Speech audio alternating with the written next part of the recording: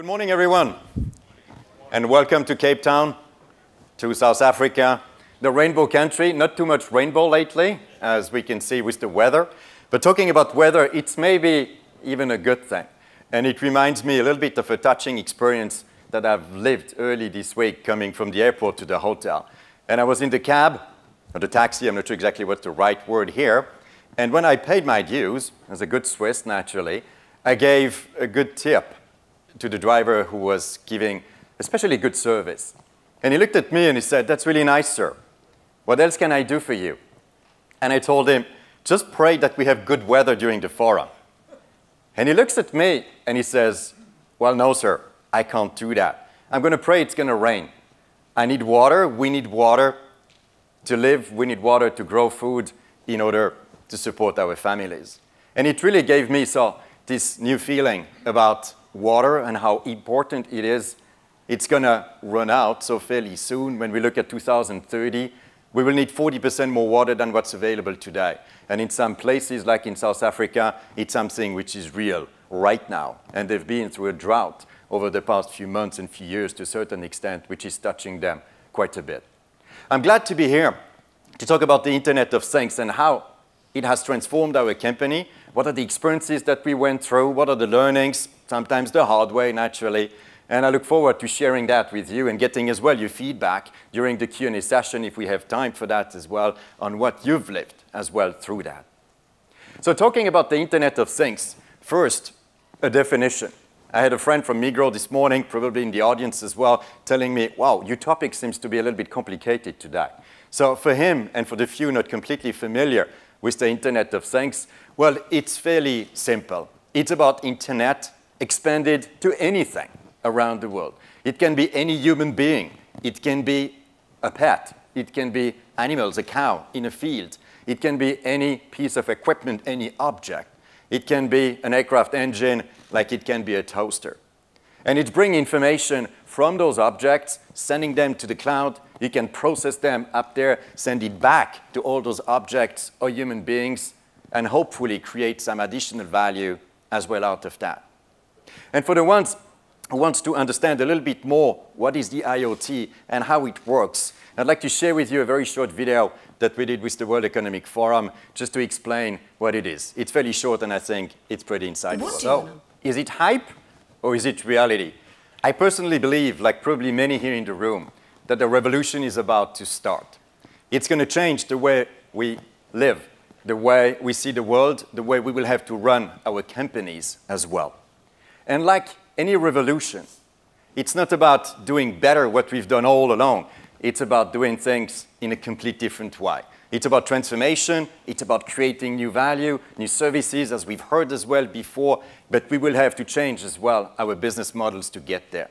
If we look at just a few numbers, the number of startups that came up the last few years, well, several years ago, there were a few hundreds coming up every single year. In 2015 alone, there were 15,000 that came to life. Some of them became very global very quickly. Some of them have started very early, naturally. And some of them are very close to your home. They're close to you. They are living with you. And they can capture information through your smartwatch about your feeling, your mood, your health. Do you need fresher air, or it needs to become a little bit warmer? Do you need more humidity? Do you need more pure air? Are you allergic to something? Is there anything that can be done so within your own home? It can connect as well so to any piece of equipment in your own home. Might be reading that, well, you're coming back from a jog and you need a special refreshment, a beer. Well, your fridge will know what you need at what time, at what temperature, in which way. And when you come out and you forgot to turn on the dishwasher that you promised your spouse you would do, well, Internet of Things can save your wedding as well, or your marriage. Can do a bunch of things that are hopefully adding value as well to you.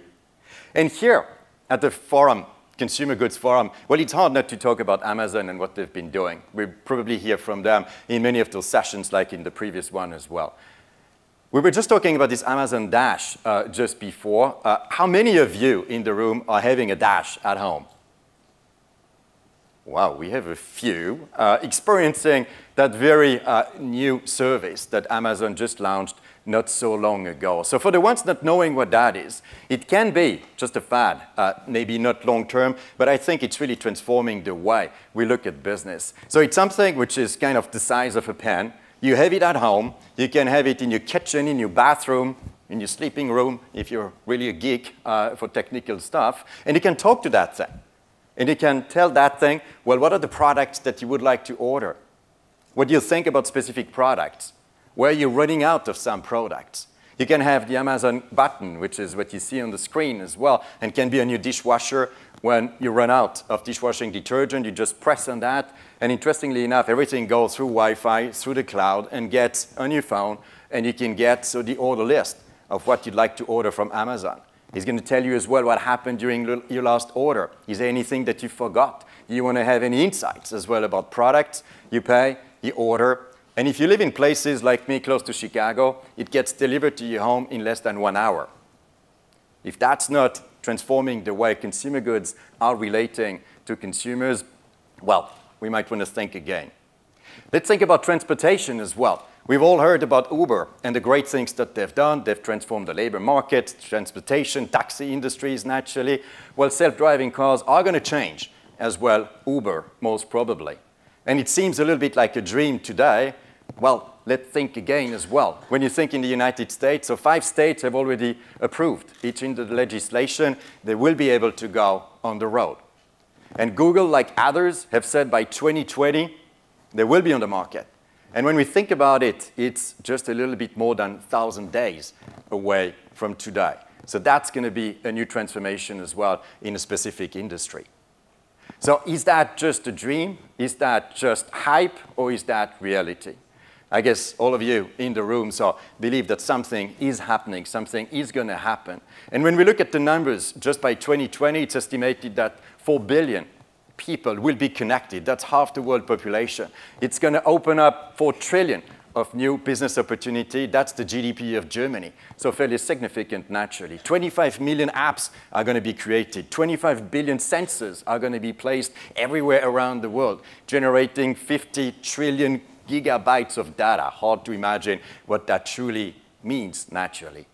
Interestingly enough, 70% of that value is going to be created first for B2B organization, of which 35% of manufacturers already have sensors that are placed, and it's expected to be 50% by 2020. It's going to go very fast. And when we look at our own numbers, and as well sharing with other industries, it's estimated that those sensors and Internet of Things will help reduce utility costs of water, energy, the waste you create, and labor as well, up to 25% within a few years. So that's pretty significant naturally.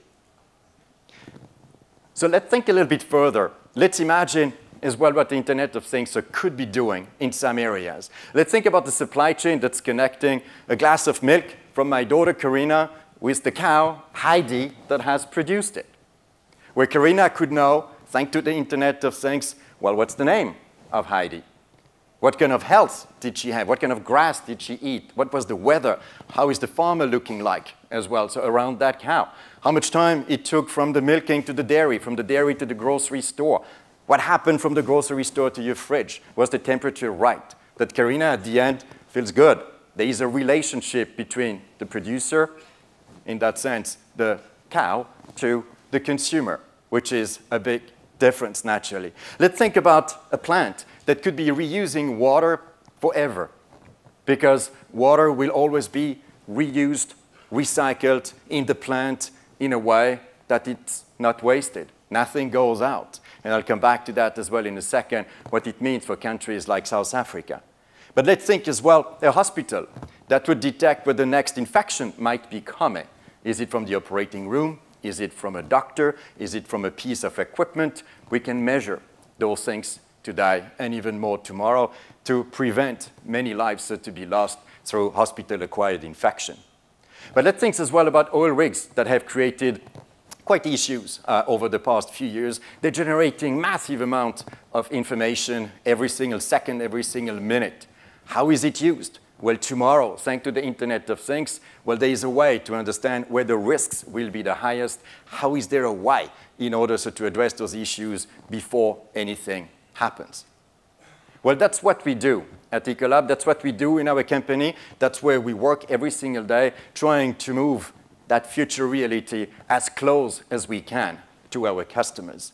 And we're bringing the information, billion of data points from 1.3 million customers around the world that we serve, and we connect our 26,000 field engineers with that information and the customers. And we help the best brands out there in the world produce more products, better products, with less natural resources at a lower total operating cost, which is what we try to deliver to our customers every single day. Our impact is fairly significant, but it's always behind the scene because we want to have our customers, our partners for many, many years shine as much as they can. We touch, nevertheless, 27% of the world food production, 42% of the milk produced around the world. We help serve in a safe fashion 45 billion meals every single year in a way that people do not get sick. We clean 31 billion hands around the world, especially in hospitals and in places where situations are a little bit critical, when we know that less than 40% of doctors are washing their hands before they touch patients, which is one of the big issues in terms of infections in hospitals as well. We help clean over 1 billion rooms around the world. 45% of the oil and gas being produced and refined around the world as well is touched by our services and what we do on a daily basis. And we touch 22% of the world power generation. Interestingly enough, we serve as well one of the industries that's pretty close to the consumer goods naturally, which is the paper industry. That's using a lot of water, a lot of wood naturally, and we help them produce a lot of boxes, 170 billion boxes every single year with as little water as they can. And last but not least, we touch over 1 trillion gallons of water, which is, interestingly enough, the annual equivalent of the drinking needs of 4 billion people, which is half the world population. So our impact is very large, very deep, for 2 reasons. One, because of our scale, naturally, the almost 50,000 people that we have around the world serving millions of customers out there, but it's also because of data. Because data has been at the core of what we've done for almost the beginning of our company. We're trying to get information from the customer, how the process are working, what's the best-in-class performance that you can get in this plant or in this restaurant, how can you translate it to another place as well, and bring them through best practices to the best-in-class performance. So that's why data has been at the core of what we do for a very long time. So just to put that in perspective, Internet, the World Wide Web, came to life in 1991, which is not that long ago. It's 25 years ago. And that was a big disruption, naturally, in what we do and how we live. In our company, Internet of Things was not called that way, naturally, back then, started almost 30 years ago with crazy ideas. We had 2 scientists that were trying to understand the impact of chemistry on water and how can you make sure that water is always remaining pure, thanks to purification, thanks to chemistry coming into that. And they were doing it the old-fashioned way, where you take samples, you try to do an experiment, you try it again all over the time, and you hope at the end that you get to a better place. Well, it was time-consuming, and it was hard to do that in real time because water quality was changing as well, so within a plant. So how do you deal with that? So those guys came with an interesting idea of putting trace materials in the chemistry. And that trace material, you could read it from the outside. And it was sending up to 36 parameters of the quality of water at any point of time, any 6 seconds, actually. The Internet of Things was born for our company, where we could collect data in a lab on water impacted by chemistry. Well, that was the first step. It created 3D Tracer, which is the name of that program. And since then, we've been installing those controllers everywhere around the world. We had a few hundred, a few thousand, 10,000, 15,000, 20,000, and we are having over 30,000 today in 2015. It's been a massive evolution for us, and really dealing with data has been an interesting experience, sometimes a little bit the hard way, naturally. Where we're connecting the information we get from all those water systems through our controller 3D Tracer. It goes through our cloud platform, which is called Envision. It goes through a system assurance center that I'm going to share with you as well, and you can see it at the booth as well, and it ends up in the hands of our field engineers or any customer that can really access that as well in the cloud. So the impact is pretty large. Today, it's 36,000 water systems that are controlled. They're remote monitored as well out of India, creating 27 billion data points every single year. But what's more interesting is what's the value that's being created thanks to that, thanks to data management, thanks to Internet of Things. Well, it helped our customers save 142 billion gallons of water in 2015 alone. And to put that in perspective, it's the annual drinking equivalent of over 400 million people. So it's a lot. It's a lot for our customers, naturally. And we don't want to stop here. As a company, we want to go much further.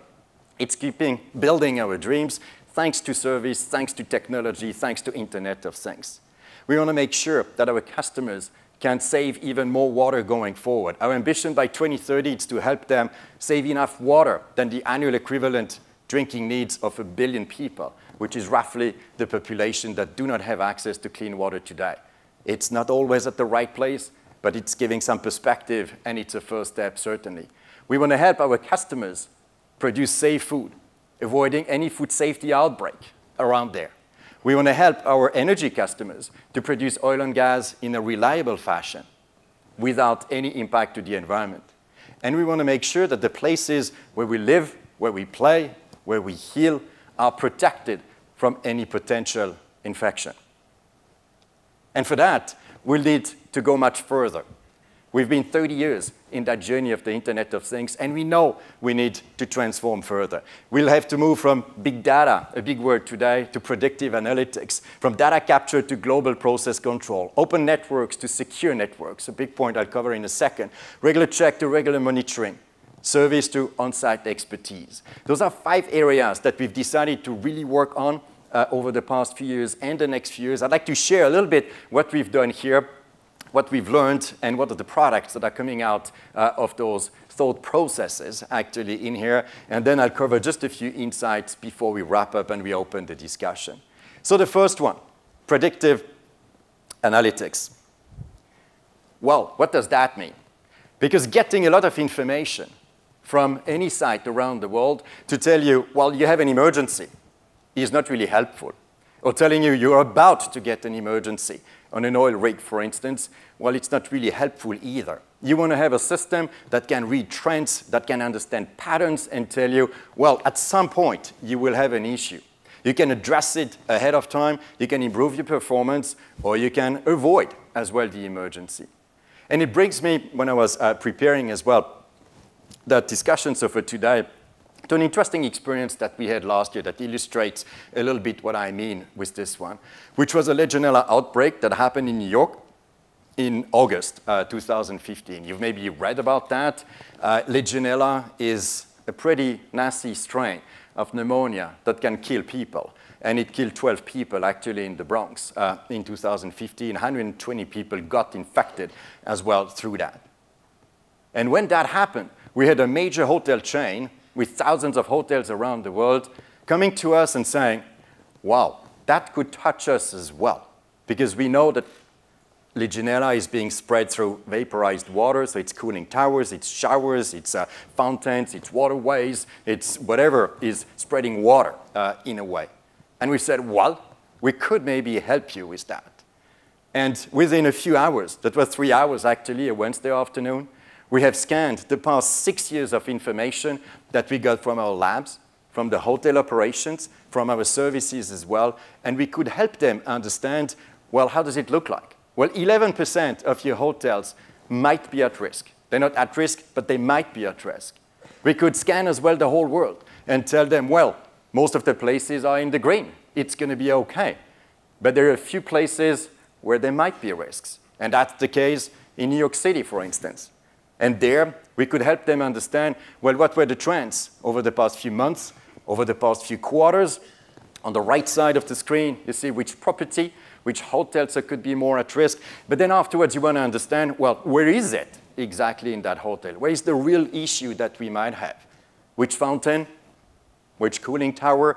which are where we could help them build a roadmap, and in the end, put them in a place that they could have hotels that were safe for their guests. And that's what I meant with predictive analytics. Let's move ahead to the next one, global process control. Today, managing processes for natural performance, well, is not so much what's in fashion. Most of the customers want to have an outcome, driving processes towards a real one. And to be specific, here in South Africa, for instance, talking about total water management, which is core to what we do, well, I was earlier this week with a car manufacturer. There's a lot of car manufacturing here in South Africa, and a dairy company as well. Well, in both cases, they don't have enough water. One of them said, well, we need to bring water to the plant in order to produce. That's a little bit tricky. Why? Naturally, so to be very efficient to produce dairy products. So they define, in both cases, like many customers around the world, well, what's the end state that we want to be? And many of them are saying, we want to be in a position to produce with 100% recycled water. There's no water going out of the plant. We can produce better products like that with all water being recycled. Well, we need to design processes in order to get there and really crafting the whole operation in a way that it delivers that end value. So the way we do that is really so to go for one plant, and it can be the milk plant. Really so defining what's the process, getting the sensors at the right place, getting the right process control that operates that plant at water neutral. And then you get to the next ones. It can be a cheese plant in that case as well. It's a different process, but you design the process in that way in order to deliver that result. And then you do two things. You expand to all the plants that they might have, but you do a second thing as well, which is exchanging that information that you get from all those plants. Well, what's the best-in-class performance that you get within that company, within the industry, within other industries as well in that country, and you get the best practices that you apply elsewhere. So that's what we mean with this global process control, which has been really enabled through Internet of Things of our company. It brings us to another issue, which is security. Because, as we know, Internet has been growing very fast for a bunch of reasons. One of them is because it's been free for the most part, and second is that because it's open. Anyone can access anything, any data, influence any data over there. Well, that's a great thing, except when that should not happen. That information should remain secure, and that the lines between what you do and what your customers do, well, need to remain very secure. So one example here for us is in the power generation. We serve 40% of all nuclear plants around the world, and we manage the water systems, which is very core, naturally, so to that process. You don't want to mess up with that. You don't want to have anyone getting into that system as well. We had to think it very early. How do we do that? How do we apply the Internet of Things to that industry that cannot be hacked for obvious reasons, naturally? And we did three things. One is really so to be absolutely sure that any automation that's happening is happening within the confined area. It doesn't go out of the plant. There is no relationship between what's happening over there in real time with what we have, centrally, even for that customer if they have 60 plants out there. The second thing is, yes, we want to understand what's happening in that plant and capture that information. So we get the time delay, and we send that information out to a third party, it can be Microsoft, for instance, in our case, that really makes sure that that information is secure and sends it to us. We can process that information and send it back the same way.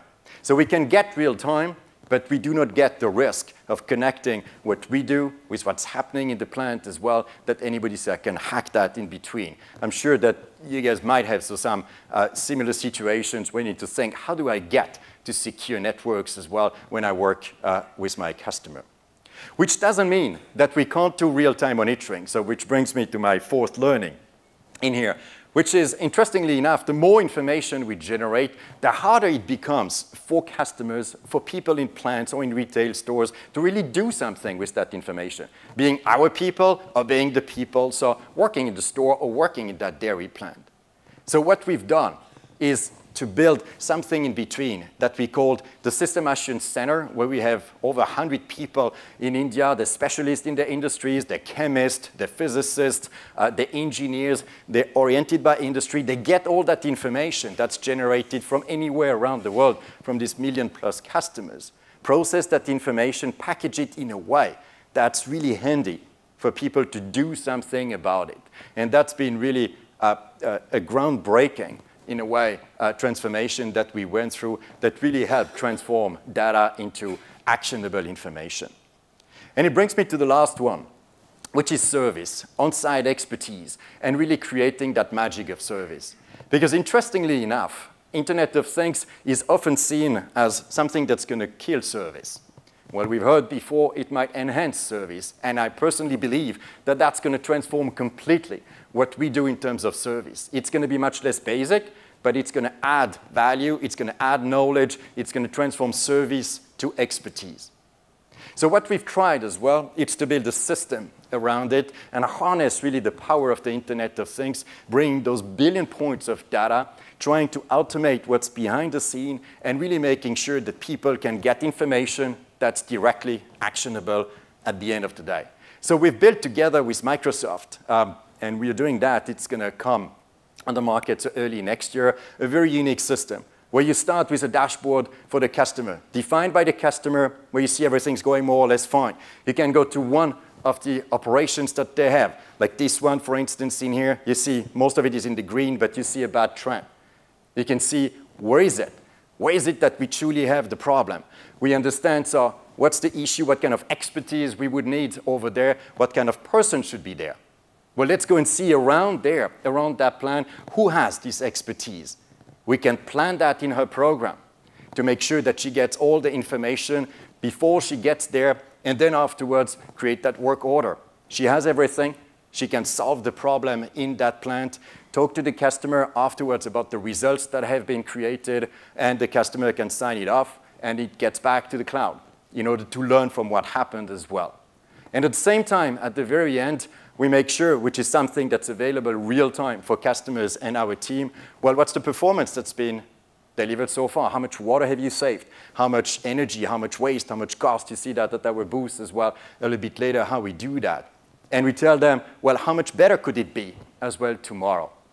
And this program that we've developed, which is completely a prototype at the moment, well, has made the opening keynote of Satya Nadella, the CEO of Microsoft, a few months ago at the Microsoft Envision Global Technology Conference in front of 8,000 customers out there, because that's been so groundbreaking. It's been completely new for Microsoft. It's new with us as well, and we're really building that partnership as well together. So we know those are 5 big learnings that we went through, what it meant as well for our industry, for our company, for our innovation, naturally. We know we can't just do it alone. States have to do something as well in order to support that Internet of Things development. One of them is IP, which is a big issue because you become much more open at what you do. And in countries like China, it's not an obvious thing. And that's something that needs to be addressed. Privacy and confidentiality, you want to make sure that that information is protected, that you have legislation that's supporting that as well. That's not the case everywhere around the world. And last but not least, you need to have this interoperability, which doesn't mean that you need to have standard data. We don't need that anymore. We needed that many years ago. Now, between Karina and Heidi the cow, well, you just need to connect the dots. You don't need to have standard of data in between. Well, that's the new generation of IoT. But you need to have systems that can talk to each other, that have the same plugs, for instance, being USB or whatever that is. So now, before I conclude, there's this big question. Well, are you ready for that revolution? I guess everyone here at the forum is more or less at this place today. A few insights as well for you, depending on where you are on your journey. And I'd say the first one is, it's a train that's left the station. It's going very fast. So how do you get to the next station in order to get on that train if you're not there yet? There are ways to get there. And for us, in areas where we're not completely where we should be, well, we do partnerships. And we get with companies that can help us get to that station and get on that train at the end. The second one, it's really going fast, and that's really something that has changed the way we look at innovation as well. It's not about developing a product that's going to be in 2 years completely packaged. No, it's really delivering value every month, every quarter. By the end of the year, you know how it's going to come out. And that's a different way of innovating services and products, naturally. And the next one, which I had to learn it a little bit the hard way, but working together with Microsoft, so we've understood that for them, long term, it's 18 months. They don't know what's happening afterwards because technology will have evolved. Some other disruption is going to happen. Legislation might change as well. We've seen that in Europe as well lately. Well, 18 months is the the furthest you can go out if you really want to think in terms of innovation. And the next one, as always, is about talent. And that's been, and it is still, a challenge for us because it's different type of people. Developing Internet of Things services, products, working with it as well. Millennials are naturally so pretty well engaged for that because that's the way they live, that's the way they were born in a way, but they need different environment as well. How do you create that? The normal corporate world, well, is not so much adapted to those people and how they live and how they create things. How do you change that? How do you adjust that? And the last thing is Internet of Things is about networking. It's about connectivity. It's about partnerships, which is very different than the way corporations have been run so far. And that's been the case as well for us. We had to make those partnerships, work with others in order to really create comprehensive services, go fast enough, and have as much reach as we could as well. So here's the question. Is it evolution? Is it rapid evolution? Or is it a revolution? I personally believe that it is a true revolution that's happening in here. Probably most of you as well in here and at the forum and around the world. And we've gone through many revolutions as a world. If we think about the industrial revolutions, they have translated usually the way we do things clearly for the better. We think a few hundred years ago, well, it was steam power that transformed transport and trade industry. A few years later was the mass production that allowed many more people to get to cars, provided they were black, naturally, at an affordable level. Then we had computers and automation that helped create a lot of dreams. One of them, going to the moon. We wouldn't have gone there without that. And now there's the last one, about the digital revolution that has started, that is transforming the way we live. We've heard it in many examples as well today, and we'll hear many more as well going forward. So the big question is, well, are you going to change? Are we going to embrace that? It's not 100% of our people in our organization that are there either. So the question is, are they ready to change, or are they going to be changed? And for us, so in our little world as a company, well, we've clearly decided and tried to drive that change to really try to help get to our ambition, which is to help make the world a cleaner, safer, and healthier place for us, for our kids, and for the next generations to come.